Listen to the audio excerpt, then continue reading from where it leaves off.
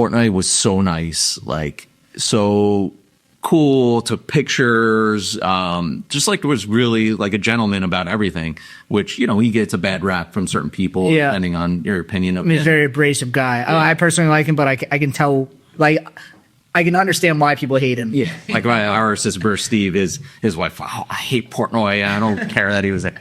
So Portnoy came in, he got his class at Detroit, and he was a little confused because he's like, wait, I've reviewed Tallulah's before, but it's like Tallulah's at alternate ending. Yeah. But yeah, he apparently for Detroit, it was a good rating, but it wasn't like... It's like on tap rating. It's just like there's some styles that just don't get it. Yeah, that's good. Exactly, like sugars, and we're a lager brewery.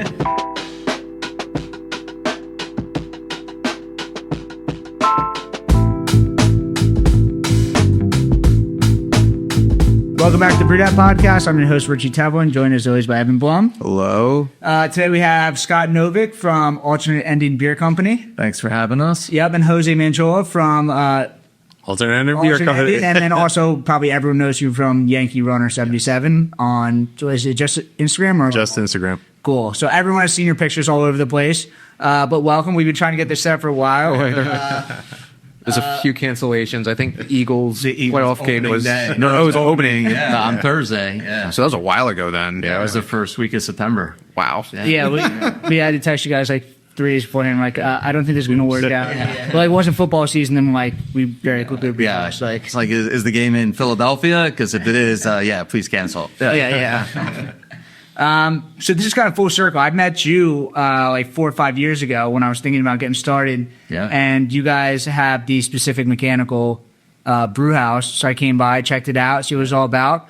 And now you're here. So this is very cool. Yeah. Did the dude put us in touch? Yes. All right. That's the dude. We need to get him on too. Yeah. He comes up like every 3 episodes. He's a legend. Yes. Yeah. But you guys have a beautiful brew house in Aberdeen, right? Aberdeen, New Jersey. Yep. Cool. Like half movie theater, half brew house, half pizza shop. Yeah. We took over an old movie theater, my childhood movie theater, actually. Yeah. So I saw my first, at least I'd like to tell myself, I saw my first movie there as a kid. And now it's full circle. It's my dream. Nice. Dream. Yeah. Yeah. And you guys have a lot of cool things going on there with like the doodle stuff on the outside and everything. It's like it's a cool spot. Thanks. Yeah, the Doodle thing came together. I don't even know how it did, but Mr. Doodle did come to Aberdeen, New Jersey, and first time he painted a giant mural in the States. It was pretty cool. How long? Oh, wow. I want to get in beer, but I'm just so curious. How long did that take? It took about 3 years to... No, the doodle? Oh, the doodle, the actual... Well, to get him to come was about 3 years. And the actual doodle, I had to get certified on a scissor lift, officially certified, went through the whole training, actual place, did the certification, and then he did it in about 3 hours. Wow. And it's a massive wall. Yeah, really. Yeah, I was showing Evan this before, and he just like pumps it out, but the wall is so big that it's like... It's effortless. It was unbelievable to see. He's got skill. Yeah. Incredible. Yeah. And he actually doodled on someone's arm a tattoo, and that guy went and got a tattoo. That's awesome. I didn't know that. Yeah, it was really cool. He's got a story to tell. Are you a brewer looking to open, grow, or plan your next move? I'm Ted Zeller, liquor law attorney at Norris McLaughlin. I've spent my career working with breweries, helping them navigate the regulations that come with this industry at the municipal, county, state, and federal levels. From first permits to expansion into new markets, my team serves as legal counsel on licensing, compliance, and distribution. If you're ready to plan your next move or need legal guidance, I am here to help. Feel free to call me at 484-765-2220 or email me at tzeller@norris-law.com. Hey, brewery or small business owner. At the Beer Accountant, they understand the unique financial challenges of the craft brewing industry. Come find our booth at the Craft Brewers Conference in the Grand Hall next to the Brewers of PA in Philadelphia this April. Mention the Brew That Podcast and get a free gift. Are you tired of navigating complex brewery accounting and taxes on your own? Staying up late working on financials and getting your finances in order after a whole workday? They're a CPA dedicated to helping breweries like yours thrive, with services ranging from qualified bookkeeping, business tax prep, to strategic financial planning. Stop wasting time on spreadsheets and focus on what you do best: making great beer and running a small business, servicing over 50 breweries in 4 states. So if you own a brewery or small business, stop overpaying for reactive support and start being proactive with the Beer Accountant. Don't brew that IPA without this CPA. Visit beeraccountant.com to learn how their specialized expertise can help your brewery grow, profit, and succeed. Cool. Well, can we crack some beer open before we get started? Absolutely. I want to try this. What is the light IPA that you have? Yeah, so it's a Cottonmouth. So we do a series like a Kill Bill series. As a movie theater, a lot of our stuff, most of our stuff is movie related. And we've done 2 rice lagers in the like low ABV range, usually 2.7. But we found that anything below 3, people just, they weren't buying. And this time we went up to a 4 on this light hazy IPA. That's awesome. So yeah, I think for the first time we used Carapace, which gives it that body, because something this light, really shouldn't have the body it has. But yeah, I was really happy with it, and it sold great. Yeah, this is delicious, and the can art's sick too. So our designers, I think it was a roommate or a friend from college, some backstory, buys and sells Japanese art. And so he basically provides it for us. So it's moonlit, sea prints. And so we've done this 3 times with him, and I just absolutely love this. Cottonmouth is Oren Ishii in Kill Bill, who is one of my favorite characters of all time. The animated scene is just like absolutely beautiful. Best. And then the final scene where her and Beatrix Kiddo fight with the blood on the snow, it's just like, it's so beautiful. And I think this, pays homage to that. Definitely. By the way, your barcode with it being a movie ticket. Oh, yeah. Nice. A nice pickup. You guys have changed your designs around for the cans. When did that happen? I mean, I have kind of the similar thing where to what your original cans were, where it's kind of the same label, but just switches up for that, like a very specific way. Yeah. But it definitely had a look, and it's very on brand with your tapper. But how did the first design go? And when did this new kind of design? So it's, again, another good catch. Like, it's totally evolved over 5 years. At first we didn't expect to distro so heavy. And our cans were trying to be clever, which I think I like clever, but I don't think it also resonates with everyone. But we had basically like alternate ending. So like everything has an alternate ending and a what if scenario. Our flagship beer is called What If. And so like it was always, what if like Sloan from Ferris Bueller's knew that Ferris was really Batman. So then you would turn the can and Ferris would turn into Batman. But on a shelf, no one's turning the can, right? So we needed something that was more front and center because of COVID, basically, which just seems like so long ago. We went from having no plan to distribute to we have to distribute because we couldn't get people in the door. Because it was happening, he explained that. Yeah. I feel like I had the same thing where I put Easter eggs in, and then I'll have to actually point it out. It works less when it's on just sitting on a store. Absolutely, yeah. And especially if you have to turn the can, no one's doing that. So we change everything to be more front and center. Even little things lately, like our alternate ending presents, we made it bigger and more focused so that we felt like our brand was getting lost in the can. Yeah. So that's like the thing about branding and marketing. You just can't be afraid to evolve and do things that the consumer is gonna see more than what you personally want. Definitely. So yeah, we've evolved, and we do illustrate more also. So like this can right here was a collab with Horus. And Kyle came down and he had picked this, obscure movie, The Reanimator, and we felt like we needed our illustrator to do it. So Lisa Handy, she's just this really great, quirky kind of style. So we had Kyle, and this is my severed head. And then even Willie's Gold right here is another illustration of her. So it's definitely changed. With our original ones, we only had a couple brands that we illustrated, and But yeah, like your chucklehead one is it's like a That's one of the originals. Yes. but it's not exactly the same, right? Correct. So is that like at the angle? Yep. And so even like you said, this would basically turn into a can that goes that way. Yeah. But in order to just keep it front and center on a distro shelf, we made sure that it had to change. So this is the closest can to the original, I would say. Cool. Yeah. Cool. Awesome. We kind of just jumped right into it, though. Can we take a couple steps back? Yeah. And then kind of figure out how you guys started the alternate endings? Because you have just come on in the last couple of years, right? I started like 4 months after they opened. Yeah. Okay. Awesome. But Jose was taking photos at that time. Yeah, I was doing a blog at the time during COVID because I was bored, and I started interviewing all the breweries that I was friends with, and I was Brewery Friends Feature, BFF. Yeah. And a friend of mine started working there. He's like, Jose, you got to do one on them. I was like, I don't know who they are. Like, it has to be friends. He's like, you're my friend, just do it. And I went and I chatted with them, and we sat, and, it was like a great connection. And then I wasn't really doing photography for anyone.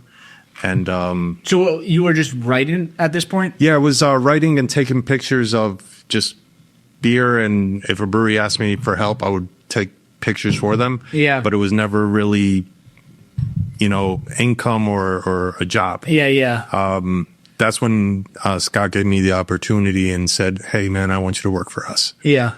And I didn't even know what to charge at the time. He's still undercharged. Now he doesn't charge us. No, now now I'm doing festivals, and festivals ask me to do it, and I travel around the country doing festivals and stuff. And I tell them all the time, I can't charge you. You gave me my first opportunity, and it started off as a job, and now this guy's like family to me. So Nice. yeah. That's awesome.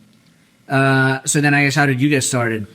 Well, You've been brewing a little bit before this, right? Yeah, I was before, like my previous life. I was working for VH1 Viacom, corporate hustle, Times Square for 11 years, and then within the change of the entertainment industry, it just changed so much, and mass layoffs all the time, and I just knew I had to get out of it. And our assistant brewer now, who's one of my closest friends, Steve.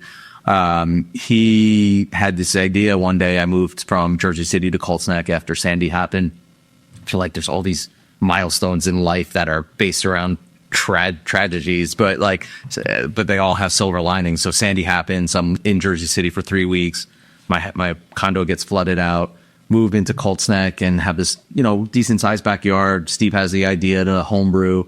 So he bought the kit, how everybody starts. It's, I think a bee landed in our beer and in the finished product, and it wasn't good, but we liked it. And then we continued to brew. And I got into it. He got into it, and another friend, my friend Ross, joined, and he's just, brilliant and took our game to the next level with just his work ethic and studying of the water chemistry. So all of a sudden we're taking it way more seriously. As you're homebrewing, you guys are changing the water chemistry? Yeah. As you're doing we're on the breweries too, yeah. And we're just we're having fun with it. And then I sold my place in Jersey City and bought a Sapco, and it's like a glorified macro system, or however you want to say, but in a condensed way. And Still have? No, we sold it for $1,000. It was so painful to get rid of it. It was an ornament in our brewery once the first opened. So we got into it, and at that time I was, driving up to Massachusetts to, cause my wife was, from there, and we'd stop at Treehouse, and this is the original location. And if I had my parents with me, I'd make them wait online for me. and, it was like waiting online for an hour to 2 hours to get 12 beers between 3 people. Right. So this is crazy. We need to get into this industry, and we're going to be rich. Yeah, no, not really.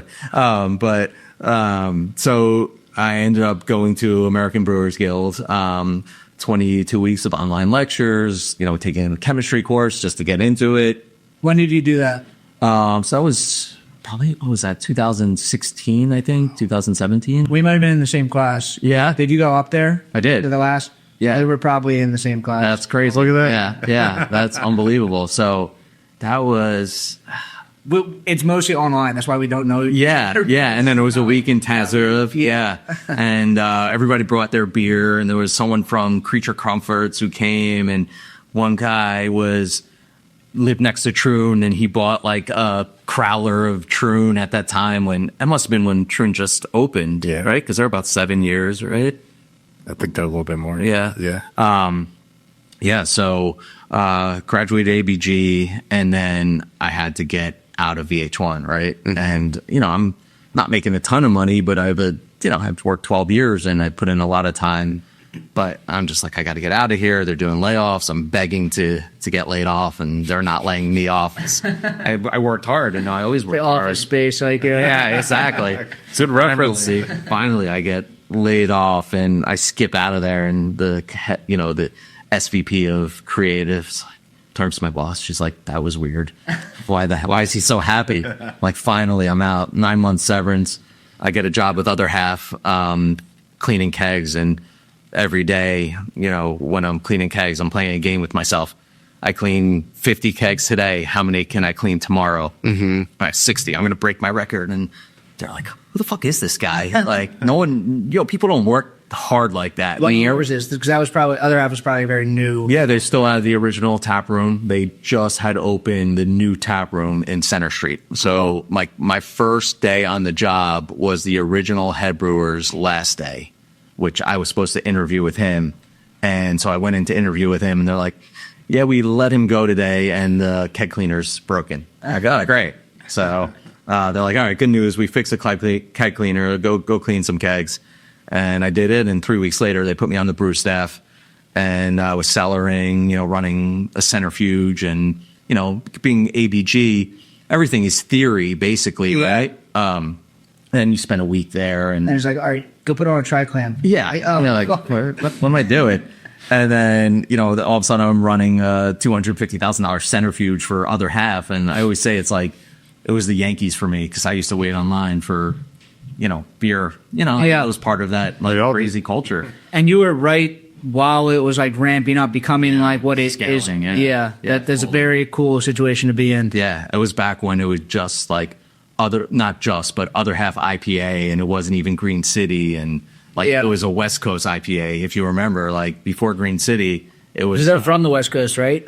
Sam brewed in Pacific Northwest, and I think Matt and Andrew were East Coast, but Sam brewed in I think Greenpoint. Okay, yeah. And that's where Juicy's kind of started in New York. Yeah.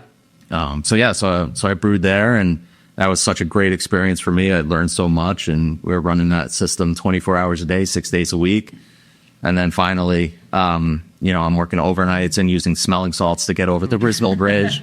And my wife is like, you can't do this anymore. You have a child at home, and you can't work. You're going to die. And at that time, I went out to dinner with her because I just needed a night out. And I went to my favorite restaurant, Heirloom Kitchen, and I went to elementary school with the owner. The owner's like, do you want to open up a brewery one day? I'm like, yeah, one day. She's like, well, my dad owns the space for the Bowtie movie theater in Aberdeen. I'm like, oh, yeah. I drove by it on the way. I actually said to Jen, that would be a cool place for a brewery. And he's like, well, they're not going out of she told me they're not going, they're not renewing their lease. He wants to put a brewery in there, or he thinks it would be a cool idea. So I met with him on Monday morning. On Friday, we had an LOI. And as they say, the rest is history. That's cool. And then COVID happened. Yeah. And you walked in the door. I was there during COVID, and it was just like, it's weird. It's like you're opening, but you're having to go through all the steps of distancing. Yeah. There's on top of just trying to open up a business, navigate everything. We have a 9,000 square foot space, and you have to keep 6 feet apart, tables 6 feet apart. And we have a restaurant and a liquor license. As you said, we do pizza and sourdough and all that. So it's just it's a whole nother beast. And you guys did have the outdoor section. It's a cool spot. One, unlike a lot of other breweries, you guys have a great parking lot, but great parking situation. Yeah. And great outdoor area. Totally, yeah. So I feel like you guys were able to kind of transition into that, kind of lean into that a little bit. So originally we weren't supposed to have the outdoor space. Yeah, definitely. I don't think you're going to start with that. He's good. There's a smoked Hellas, and this man does not want. I don't do smoke. With smoke.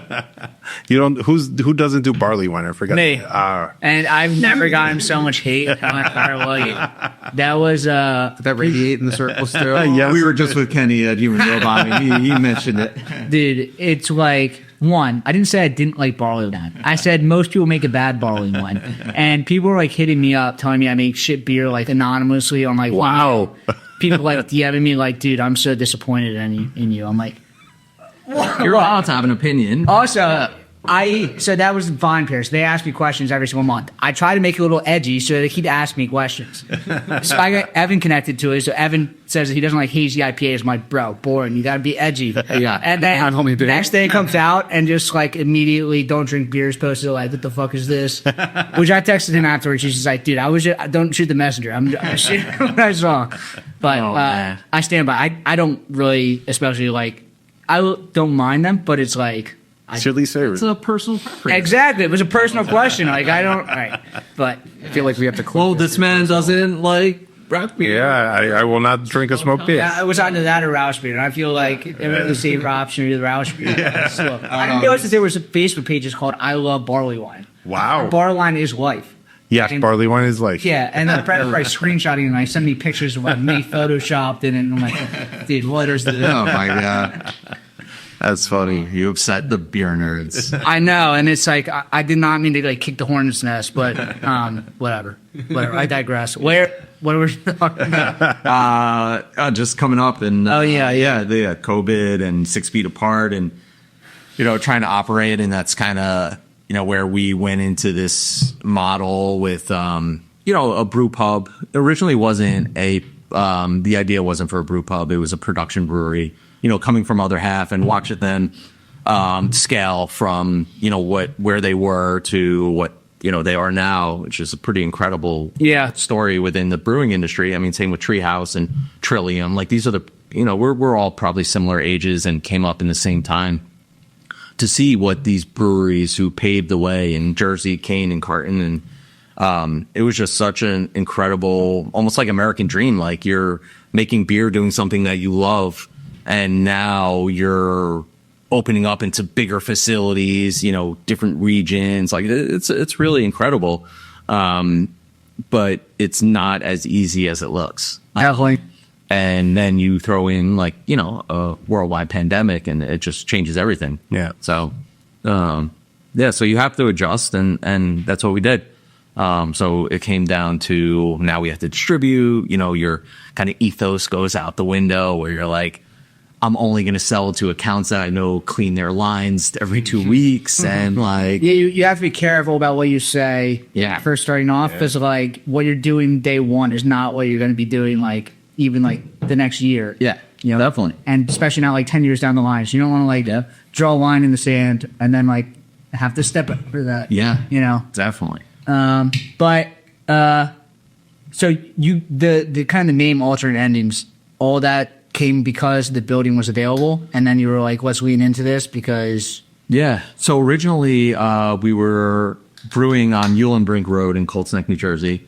You were brewing before you opened up there? Well, just like home brewing. Okay, yeah. But we incorporated, and so it was called On the Brink. And when we formulated our oh no, yeah, it's not. If I'm not doing that either, that's one. Yeah, This is another smoked audio. yeah, what is it? That's full on. So we use the yeast for that for our Hellas. Nice. So that traditional,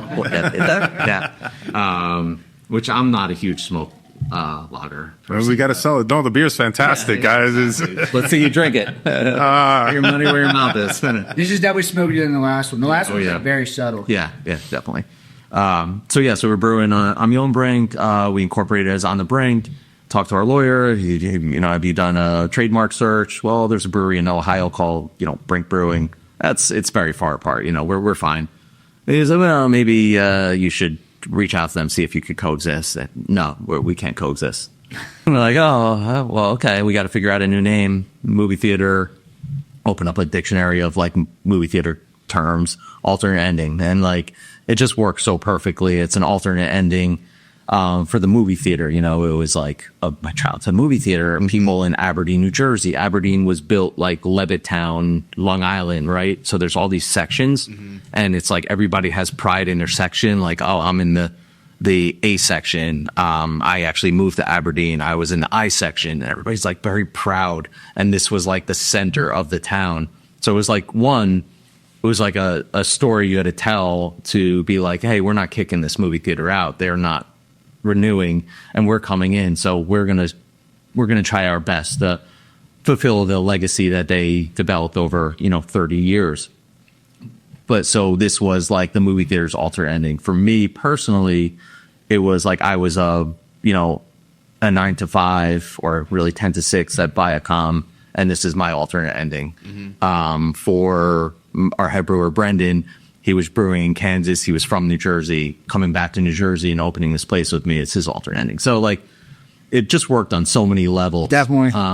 And that's kind of where it came from. There's also so many things you can riff off with the movies. Oh yeah, It's never ending. Yeah. endless. It's such a good marketing tool to have. Like, and it's fun. Like, it's fun for you guys. It's not like you're probably like just spitting out random stuff. Yeah. If you like movies, like, it's easy. Like as my homework is watching movies. So if we're doing a collab, and Kyle's like, oh, I like this weird movie called The Reanimator. It's like, all right, my job is to go home and watch The Reanimator. Or, we did a collab with Wayward Lane, and it was like, oh, it was a, what was it? A Doppelbock or something that had related to goats.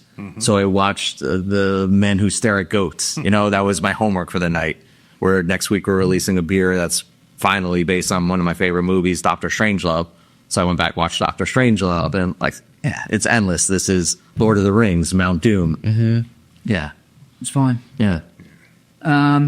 Cool. And then you said you were just not taking pictures or doing any of this, and you kind of came in. Yeah. And what? Your pictures were just so good that. Apparently, he loved my pictures a lot. So No, I love the man. Yeah, he is way more than a photographer. He's really, as they say in Yiddish, a mensch. He's like the greatest person in the world. You are. Like, when you go to beer festivals, you're not like, you're not just like taking pictures. You feel like we told Ken this. It's like when Ken is at a beer fest, like everyone knows Ken is there. Yeah, Ken. When you're there, it's like everyone's just like, oh shit, those guys like come take a picture of me. It's like it's and I thank him for that, because I always thought I took okay pictures, but to have somebody say I want to pay you to take pictures was like, okay, that's kind of cool.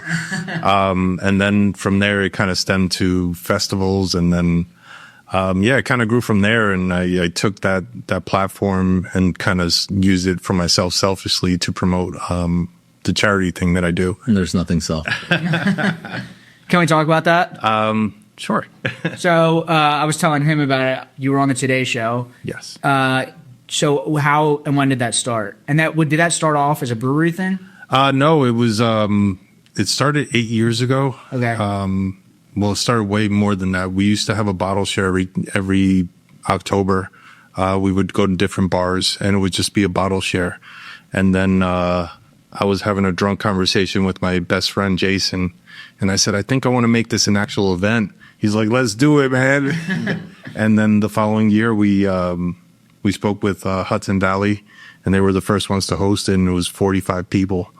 And I was like, wow, we raised, the first year we raised like $4,000, and I was like, wow, that was amazing. And what is Melissa's Wings? Melissa's Wings. Yeah. Melissa's Wings, and it's dedicated to your mom. Yeah, my mom passed away from cancer back in '95. And it started off as something that I just wanted to honor her, because I always tell people, stop saying that you lost somebody or somebody died. Their story will forever live on as long as you tell their story. So that's how Melissa's Wing started. I just wanted to keep telling my mom's story and keeping her memory alive. Now I want to keep everybody's story alive. Yeah, but I mean, so many people have lost somebody that they know to cancer, to like then bring people together for an event. It's like it's for people to get together. And it blew up. I mean, after this last one that was at Finback, and I'm grateful for every brewery. I mean, we've done it at the Seed, other half, alternate ending twice. And then this year, coming up, it's going to be at Icarus. Cool. In total, we've raised $269,000. Jeez, I thought for 8 years. I thought it was 70,000. Yeah, $269,000 over 8 years, and it's. And then where does that money go? Is it one specific charity? So at the beginning, it was Memorial Sloan Kettering. Some went to St. Jude's. Last year, I kind of tried to switch it up a little bit. I told the breweries, donate it to whoever you want, charity-wise, for cancer-related, because it's so many charities out there, and there's so many smaller, local places. Yeah, that people don't even know about. This year, I'm teaming up with Mary by the Sea, which is a house right on the ocean that they bring people, women that are suffering from cancer, and they let them stay there for free. They have counselors on premise, and they stay there for a few days and kind of try to help them, get through all the difficulties of what cancer is. It's to hear you have cancer is some of the toughest words you can hear. So, I always say I wish I didn't have to do it because my mom would be alive and around. But at the same time, I feel like, it happened.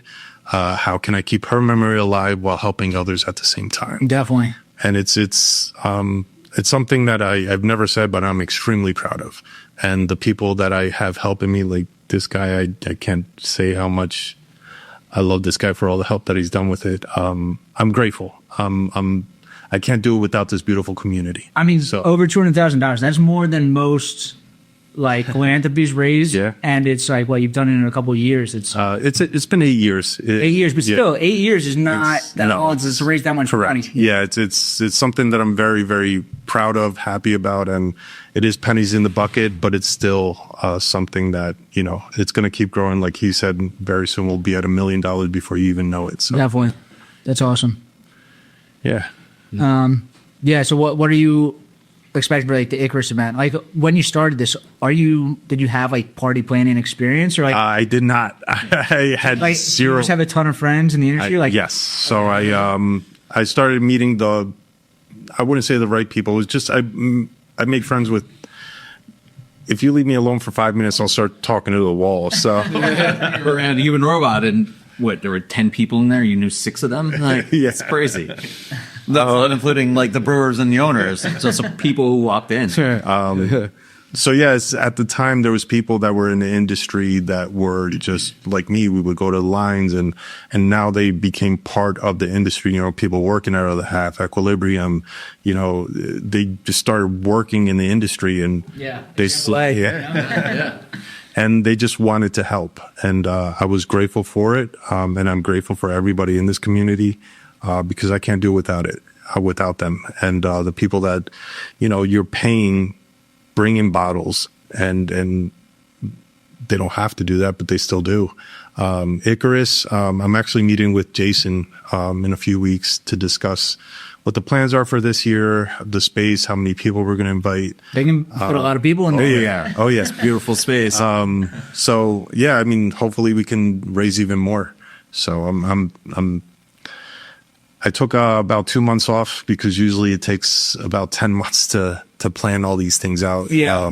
Working with breweries, working with the beers that we do for the event, because a lot of breweries team up, and I started that, 2 years ago, where I told the brewery, I want you to dedicate a beer to somebody that, won the battle, lost the battle, is battling. And they've made, Joe's Wings, Anthony's Wings this year.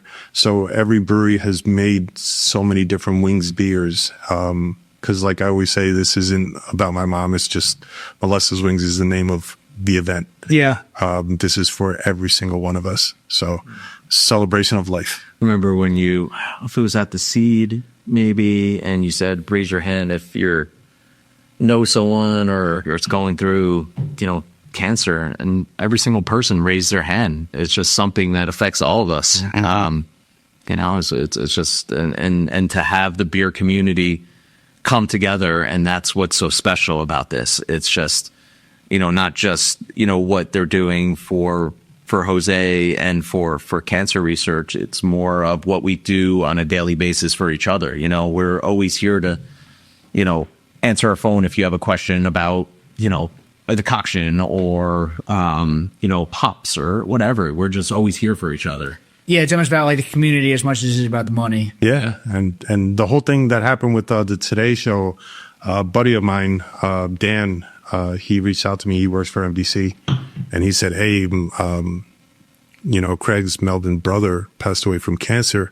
I was like, "Dude, I would love to work with him." And the original plan was just to make a beer for his brother, and he responded to us and said, "The only way I'll do it is if we talk about it." And that was a wild day. Yeah, it was about 9 hours of filming for about 3 minutes a segment. They trained Lawrence's wings on the on the Today Show. It was incredible. It was pretty cool. Yeah, that's awesome. Like millions and millions of people are seeing that. Yeah, that was one of the craziest experiences of my life. Yeah, that's awesome. Yeah. I don't mean to make a left-hand turn. No, please. To talk about another crazy day. Can we talk about Dave Portnoy? Yeah. A little bit less. A little bit. It's he came and did a pizza review. Yeah. With you guys. So you guys have what's the pizza place that you guys? So formally, let's start with the pizza place. So you guys have this like co-partnership pizza. We did. So we partnered with a really great pizzeria in Asbury Park. Yeah. It was a place that I used to go on dates with my wife. It was like, all right, we got a night out. We're going to go to Tallulah's. We're going to Heirloom Kitchen. There's a few spots. And we got introduced to them. We partnered with them, and they ran our kitchen for the first 4 years. And their whole positioning on pizza is sourdough, which I absolutely love. It's just different. New Jersey has great pizza. People talk about New York, but New Jersey has awesome pizza. Yes. Apparently I heard there's really good pizza around the corner from here. Del Rossi's is great. Oh, it's around here. We're not that far from New York and New Jersey. It's basically the same thing in my opinion. But yeah, Del Rossi's is right around the corner, and like the most underrated cheesesteaks in the city. That's what we were told. Either cheesesteak or pizza. Yeah. So Portnoy has been to Tallulah's, reviewed them, and then he came to us. We do Detroit, right? That's where we're famous. Love Detroit. But and so sourdough Detroit. And they did a great job developing it. And we continued that. We changed our recipe because we moved on from them. And, but we still do sourdough. So Portnoy comes in. He doesn't like Detroit, right? That's like his least favorite style. But I get a text, Portnoy's here right now. And we have Dave, the mayor, who's, he was the guy who was always at Kane, right? Like, he just like, him. He's just a customer? No, he's a bartender. Okay. But he's just like, kind of like a legend New Jersey beer guy. Yeah. I ran into him randomly at Saurez one time. And like, at that point, that was when I was with Other Half, and like, Dan and Taylor were so nice. They gave us a tour, and I was like, Dave, you should come on this tour with us. And so it was like super cool. And like, so like randomly we'd run into each other, and then he ended up working for us, and he's the one that got me to come do the thing that's for him. Cool. So luckily Dave was there when Portnoy came, and he knows the deal, and he took a picture, and he said Portnoy was so nice, like so cool, took pictures, just like was really like a gentleman about everything, which he gets a bad rap from certain people depending on your opinion of him. He's a very abrasive guy. I personally like him, but I can tell, like, I can understand why people hate him. Yeah, like our assistant brewer Steve, his wife, I hate Portnoy. I don't care that he was there. So Portnoy came in, he got his class at Detroit, and he was a little confused because he's like, wait, I've reviewed Tallulah's before, but it's like Tallulah's at alternate ending. Yeah. But yeah, he apparently for Detroit it was a good rating, but it wasn't like it's like on tap rating. It's just like there's some styles that just don't get it. Yeah, that's good. Exactly, like sugars, and we're a lager brewery. From relish. Yeah. So but he was he was cool, and did it affect the sales? Because we had a pop for that weekend, but that was it. Yeah. Ken had Triple D on when he was at Memphis Tap Room, and he said that like it kind of messed him up because he got like blown up by people just like wanting the burger or whatever he got. Okay. From diners, dives, drives, whatever. But like, I imagine like Portnoy is kind of the same thing for this generation. Yeah. I think like if we had a higher score, it would have really gone it up. But for like a week or two, maybe we had some like extra traffic. Like, I saw his rating. I saw people coming in there doing counter ratings against him. Really? Yeah, like there's YouTube videos of people that were like defending you guys. Oh, no way. Like they're like, Oh, that's awesome. Yeah, no, these things have like thousands of views. Oh shit! Yeah. All right. I got to get the link for that. Yeah. Tell him to come back in. I'll buy him the beer. No, that's cool. And yeah, he was nice, and I want him to come back because since then we've launched our like bar pie. So, and I know he loves bar pie. Cool. So if you're listening, Dave, come on back. Yeah, he's listening.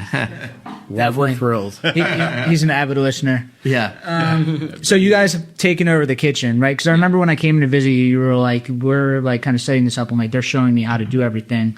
How much work is that? Like, is that half your day is just dealing with the kitchen? It's so draining. Good luck. Yeah, it's tough. Your food is so good, though. Thank you. We take as much pride in our food as we do with our beer. Our beer is what got us into the industry, and we're very meticulous. Our head brewer Brendan is like a purist, and our lagers, unless it's in the foeder, it's naturally carbonated. We're 8 weeks grain to glass on our lagers, and we're single, double, or once a year triple decoction. So like our beer is represents what two things that Brendan has said. One that really has stuck with me is like time is the best ingredient for beer. I think that's a brilliant line. Time and patience.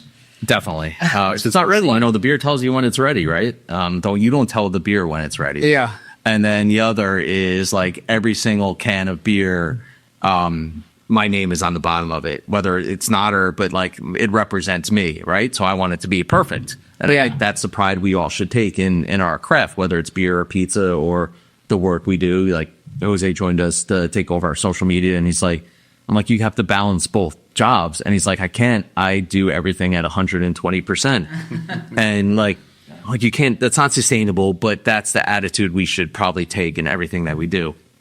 But so with the food, we feel the same way. So everything is, scratch made, except for our cheese curds.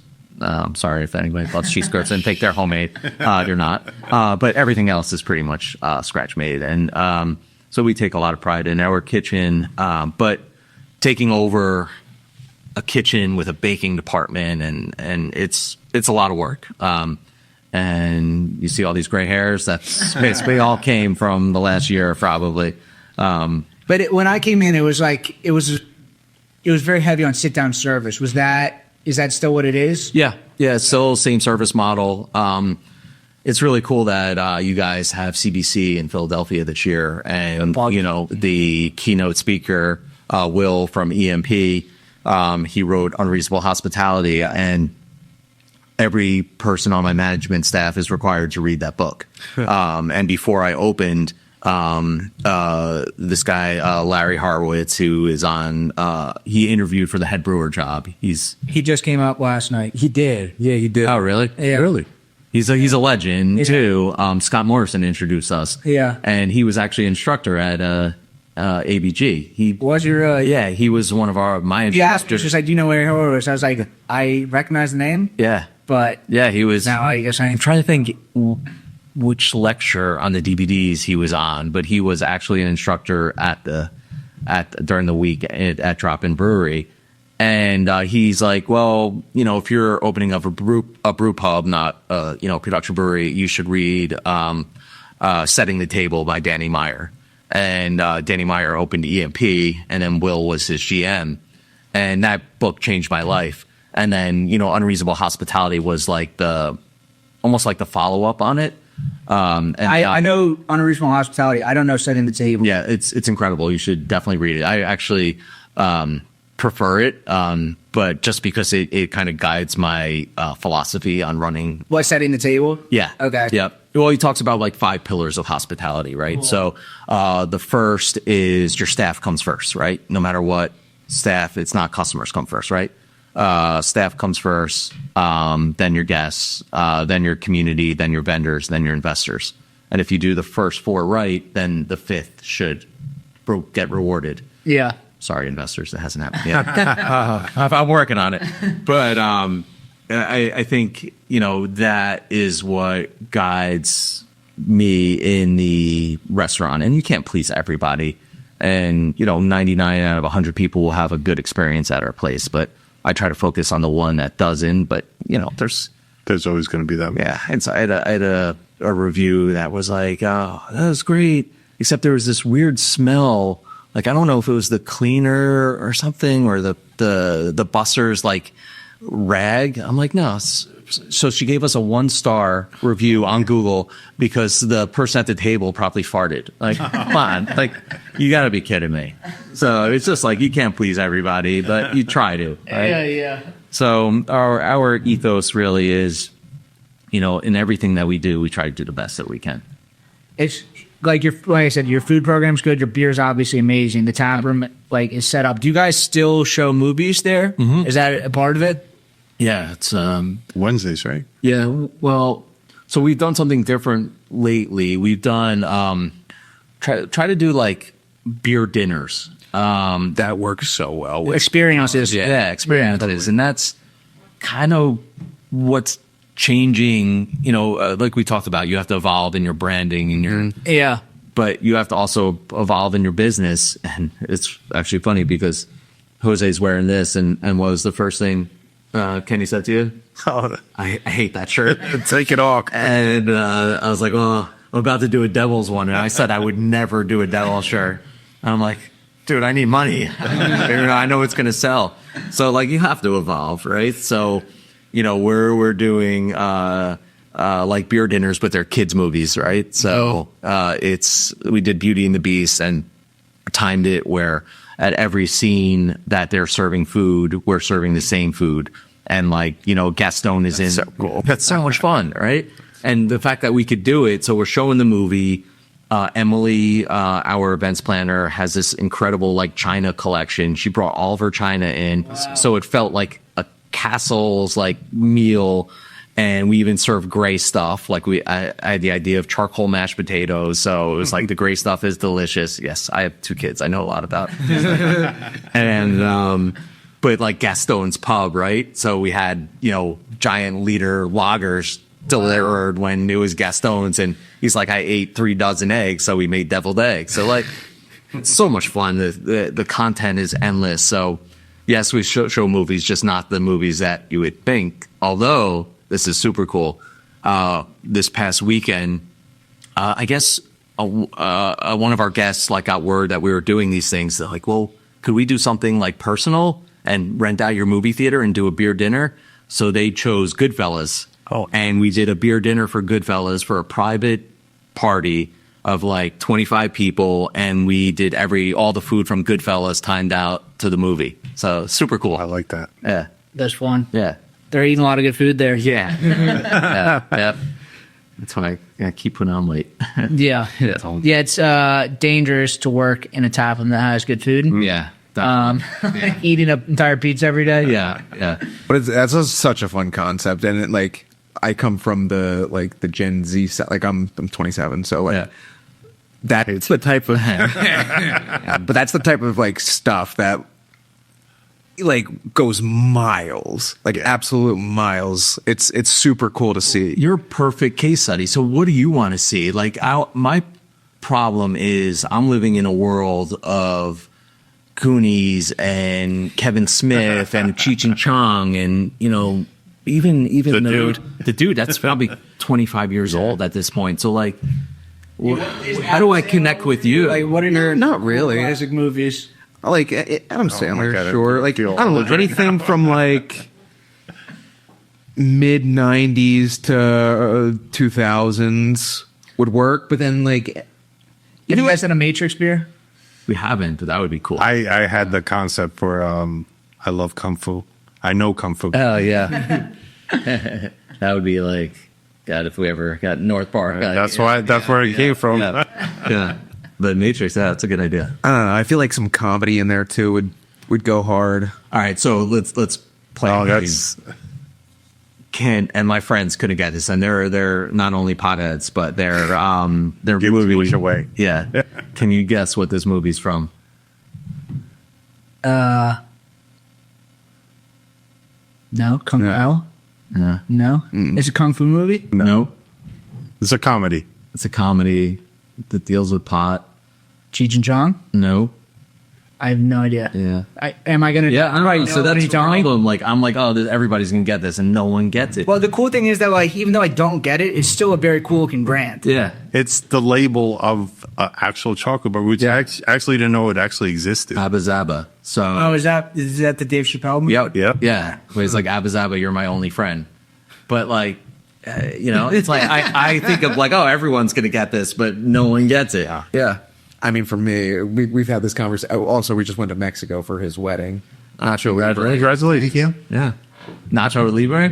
Fucking So Nacho Libre was filmed in Oaxaca. Oh, man. And so like where we got married was like across the street from one of like this places where they filmed the scene. Yeah. Oh, man. And there's just like there's a lot of like Nacho Libre. Yeah. So like Napoleon Dynamite. Yeah. Yes. Some of the early Will Ferrell stuff too. I think those are some fun concepts. Yeah. But you also go with serious movies too. Yeah. I don't know. There's so much. I love movies. But you guys put out so many beers. Like I like a lot of like the more obscure RC movies that are like kind of the older class of movies. Like that's when I think of your brand, that's what I think of. Yeah. Also, there's like to me, kind of the older class movies. What is this one? That's the collab with Horus. Oh, So it's a pale lager. We use Rabbit Hill malt. Have you ever brewed with Rabbit Hill malt? no, but a lot of people are using it right now. I know. Who is it? Sgraffito. We just had that. Yeah. I think that they're. Oh yeah, they just used it. Yeah. Yep. It's amazing what Hillary's doing there. It's like, one, the farm is beautiful, but there is Craft malt. So Yeah. craft beers in this situation, like everyone was so obsessed with hops, and IPAs built craft beer, and then the hazy IPAs built the second wave of craft beer, which was like other half, Trillium, Right. all this other stuff. And now we're in like the year of the lagers, the last 3 years, but like lagers aren't hop forward. Are craft malteries going to be the next thing? And craft like malt. yes and no. Like, there's not going to be a lot of them, but like, I don't think Hillary can make enough malt at this point because everybody wants it. So, and then there's one that we used in Michigan for, I forgot what beer it was, but really, really nice malt too. So like, it's a little bit more expensive, but you can taste it. Like, it has nuance. Like, the seed basically uses all of Rabbit Hill. Yep. And like, they have a very specific character, and it's beautiful. But it doesn't need to be local. Like there's other like Wired that can make like super. They can make like essentially like a premium like single batch malt series. And I mean for lagers, I think that like besides yeast and like you can't do it with hops for a while. Yeah, you're not. Yeah, You're gonna have to find some other ingredient to kind of dig into. Totally agree. This beer is great, by the way. Thanks. It was fun because everybody wants to brew a stout with Horus. So I remember that conversation. yeah, well, you whatever. But he was very. I actually had surgery that day, so I couldn't even brew with him. But I think he had a good time, right? Oh, he had a great time. So this is a stupid question. What is Horus? I'm like I don't know anything about beer. I feel like where is Horus? He's out on the West Coast. He's very well known for his stouts. Okay. But talking to him. Where in California or Yeah, he brews out of San Diego. Yeah. Cool. But he started out making saisons, all beers before he made stouts, and that kind of put him on the map. Nice. It's an Yeah. interesting one to like land you on the map. It's like craft stouts. Yeah. And he is such an interesting dude. I mean, he has over 200 Michelin stars. That's how many restaurants he's gone to worldwide for Michelin star rated restaurants. Like he's been to that? Yes. Wow. Yeah, and he's a professional frisbee golf. He's sponsored. He was on ESPN New Zealand. Wow. Yeah, he's such a great guy to talk to, and he's so down to earth. That's cool. Yeah, really, really cool dude. How did you get connected to him? Different festivals? Yeah, no, I met him back in Green City years ago. Okay. And then he was at Test doing a collab with the guys over there. And I have a question. I'm sorry. I keep like changing something. No, Where is Test Brewery? Brooklyn. And they actually have a physical location Yes. there? Okay. Yeah. But they're not brewing. They're not brewing there. He brews out of Long Island, I think. Okay. Yeah. Yeah, another really nice guy, Ben. Oh, Ben is the kindest. So Ben was actually the guy who said you should go check out Alternate Ending. And then he hit me up through social media and he said, Jose, I want to come visit you. I was like, I was in PA with my wife. We were going away for the weekend. And I said, I got to go back. So I left and drove all the way back to Jersey. And we met up and we just started talking. And yeah, he loved our beer. And I was walking him back to the parking lot. And I was like, dude, I would be honored if you ever wanted to work with our small little breweries. Like, just say when.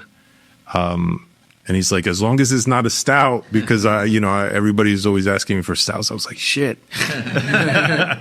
And then I said, let's do a lager so you can see our system. And he was all about it. He brewed it in Jersey? Yep. Cool. He came out and brewed it with us. And then he said, you know what? I changed my mind. I want to do a stout as well. So, Nice. You can't do. We brewed the South the next Saturday. Yeah. And he could talk more about that because I'm excited about that stout. Yeah, no, just a big badass stout. Had some nice barrels, and it'll probably be there for about 2 years. You guys do a lot of barrel age stuff, right? Yeah. That's barrel age stuff. Kind of like for so many years, it was like this is the epitome of what the highest end beer was, and then I don't know, people just forgot about it. Yeah. But same thing with like the malts. Like we need to figure out another angle in craft beer, like where to drive value. Right. And I think going back to barrel age stuff is like a great way to do that. Yeah, and it's whether it's barrel aged like stout or mixed culture, but Yeah. we have a fooder, so that's a barrel aged beer as well in a way. So like you can definitely do that with lagers and barley wines. Oh yeah. I hope that catches. Yeah. And we've done we did a beer with Bobby from Schoharie, and that was a barrel age, which I'm sure is dead over at that place in Connecticut. Oh God! But that was a barrel age. It was oh my God! I have it on the tip. It was a lager. It was Baltic Porter. Baltic Porter. Yeah. Thank you. Nice. So yeah, you did definitely.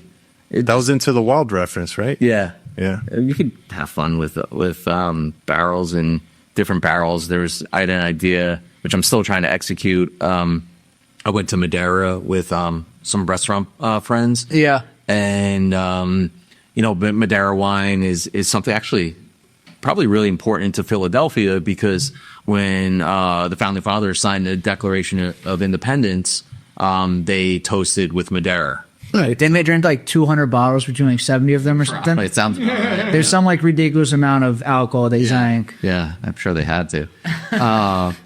So I want to do there's this like weird cocktail that is like chocolate syrup or chocolate powder, Madeira, and beer. Wow. So we brewed a beer with Finback, and we want to get that beer in Madeira barrels and then condition it on chocolate and like recreate this Madeira cocktail. That's sick. So like you could have so much fun. I'm excited for the name of that beer. Yeah. Do you have a movie that's going to go? No, that wasn't a movie. Yeah. What was it? Are we allowed to say it? Yeah, we can say. All right. So Finback was their barrel aged stout, which is one of my favorite barrel aged stouts. Great stouts. Yeah. It's BQE.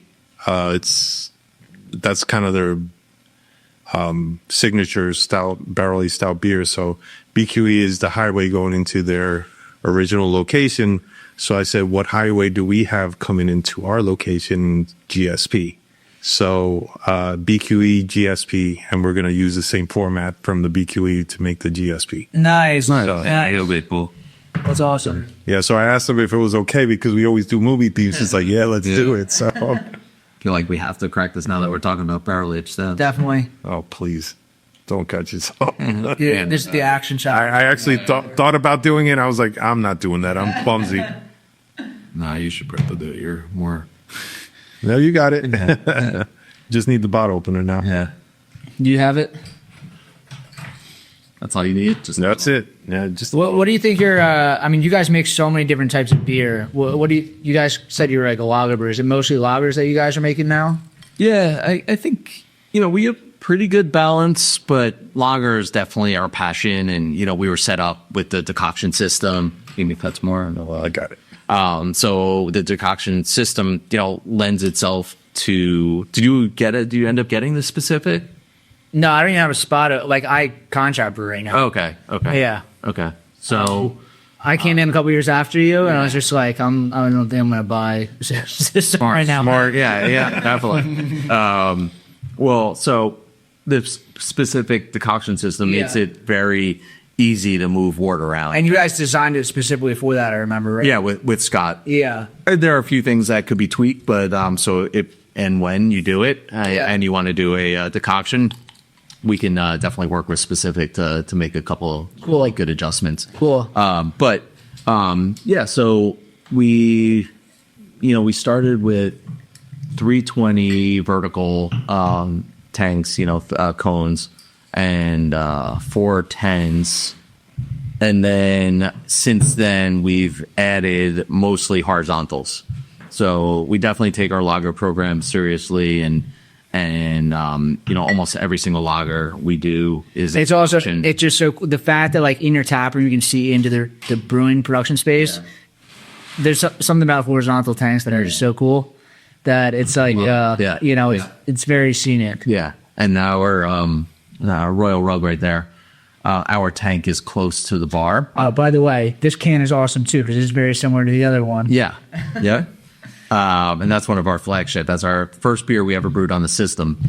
And it's closest to the bar, so all of our beer, if you drink a Royal Rug at alternate ending, it's coming directly off the tank. So it goes through there onto a Luker, and we're That's legit. Yeah, so it's cool. But yeah, so lagers is definitely our passion. We, take our time with it. We feel that, there's a lot of great breweries in this country right now. And to be in the conversation with people like Human Robot and Schilling and Wayward and Wild East and Good Word. And, there's so many that are doing these decoction lagers and taking their time. And, it's just like, I don't know. It's like I said earlier, it's like romantic, right? Like to take this time and brew beer the way that the Czechs and the Germans do. And, it's just been done for so many years. It's just like, juice is still going to sell, right? IPA and, it's incredible with Troon and, a couple other breweries that still get these incredible lines and it's a testament to what they're doing. But for us to brew lager, we know we're not going to get lines. We know we're not going to get over 4 rating on our, Untapped or whatever it is. But it's just something that we love. And for me, I love to drink it. So, but you guys had the fooders too. Fooders are, when I started brewing in 2015, I thought fooders were going to be the next thing I took off. And that's just, so cool. It's like a live barrel that you guys just keep all the time. Yeah. And ours is, temperature controlled. So we lager in it. Awesome. Yeah. Awesome. I think it was, what beers are you guys lagering in? I feel like what? So we did, the Helles in there, or the smoked Helles. Nice. We were talking about it earlier. To me, the most romantic beer that we ever brewed was our Willie's Gold. We use all organic malt, and we do a double decoction on it. It goes into the foeder, and then it spends about 6 weeks in the foeder, so about 2 weeks in primary, 6 weeks in the foeder, and then we bring it back into a stainless steel horizontal, and we use fermenting Royal Rug. So, I throw all this shit at Brendan. I'm like, this is an idea. Can you make it happen? And so he has to time it when Royal Rug is fermenting. So we'll use that fermenting wort to krausen it. So we'll actually be able to naturally carbonate it. That's sick. Yeah. Mm-hmm. So to me, that's the most romantic beer that we do. And that was based on Hill Farmstead. So we went up to a Hill Farmstead and to Schilling just on a brewer's retreat or whatever.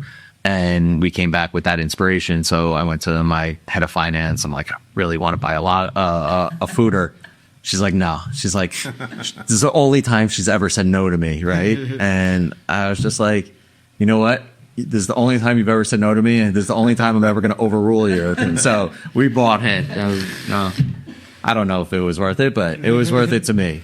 Yeah. It's got to be nice for you taking pictures that your space is like amazing looking. Yeah, I mean, I Just have so much cool looking brewing equipment. I have a lot of locations where I could take pictures in that spot, and you know, one thing that I do take very personal is, you know, I not only take pictures for him because I love him as a human being. Yeah. If his beer sucked, I would not be taking pictures because I take pride in, you know, I've always hated the word influencer.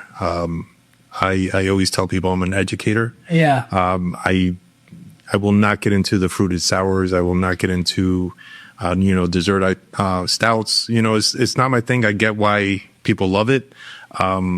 But it's a trend, right? We saw the brewed IPAs, we saw the cold IPAs, we saw all these trends going. But at the end of the day, you just have to focus on making good beer. As long as you do that, you're going to succeed, and you're going to keep growing, and you know, you're going to have the tap room people, regulars coming. And when I had his lager for the first time, I was like, oh, this is a really good lager. And at the time, I wasn't a big lager guy, but during the pandemic, I really got into lagers because, you know, doing those Zoom calls and having, you know, 3 bottles of a barrel-aged stout and passing out at 2:00 in the morning wasn't fun. And I learned to... When you're drinking all day, you got to keep it in, tone down. So I learned how to appreciate a lager, and, you know, it's now it's probably one of my favorite styles. Also with the Lucre faucets, like you guys take nice pictures with that. Yeah. Oh yeah. That's it's important to us. We, Brendan and I, were lucky enough to be invited by Lindsay and Brett at Wild East to be in one of the very first Lucre training for the... Cool. Yeah. It was an amazing experience with 2 incredible people over there, Jan and Andres. And we developed like lifelong friendships, I think, with them, and to learn how to not only pour the beer, but educate it on the culture. And you know, as brewers, you can make beer, you can make great beer, but if the bartender pours it shitty, it's like all that hard work is gone, right? Like, or if you have a dirty glass, right? And you see these like nucleation sites coming up, and you're like, You spent 6 weeks making it and like instantly ruined. Take pride in what you do. Yeah. From brewing it all the way to the consumer. It's if you don't take pride in what you do, it's just, why do it? Right. So. And then so you're in Pilsen, and you go to like the first day of the course, you're going to different bars in Pilsen, and we go in with this guy who just won the award for the best tapster in the world, basically, right? And like you walk in with him and everything gets silent. They're like, he's here, you know? And like, what the fuck is going on? And You got to have delicious beers. Which is happening. Yeah. They're like, they have to pour perfect because, you know, we're going to these places to see how they pour. So we go to like 3 or 4 different places in Pilsen. They're all pouring the same exact beer, and they're all pouring it in the traditional way, but there's just little differences by the tapster, and they're so revered. And it's like the brewer doesn't mean anything there. It's the tapsters that are important. That's crazy. Yeah. Well, they're talking to the customers. You know, to the customer, they are the beer. Yeah, and you're presented nicely, and you know every beer is hand washed, and you know it's just, or every glass is hand washed. It's just Is like, he the one that came to? yep, yeah. So yeah, they ended up coming to New Jersey and New York and Pennsylvania and doing training different breweries to pour out of a Lucre, which it's all.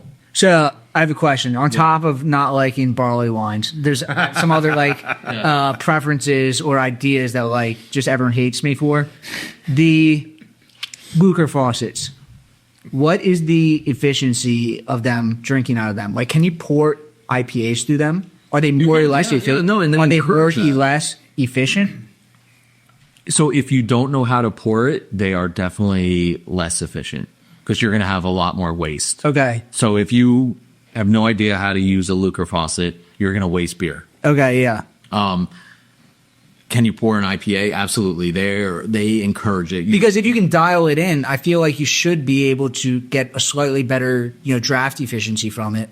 and Yeah. you get the same pour that you would get from a normal tap. Absolutely. And like but you have to know what you're doing. Okay. Yeah. And like it's about training. So I mean, we did a 3-day course to learn how to pour a beer, to pour 3 beers, right? A Schnit, a Ledinka, and a Malika. Yeah. And so it's definitely, they take it seriously. And if you don't know how to do it, you'll have a lot of waste. So every bartender in at alternate ending has to go through training with Brendan, because I did the whole course and I'm how to practice. I'm not even going to pretend to be good at He's it. going to be at Little Beers, by the way.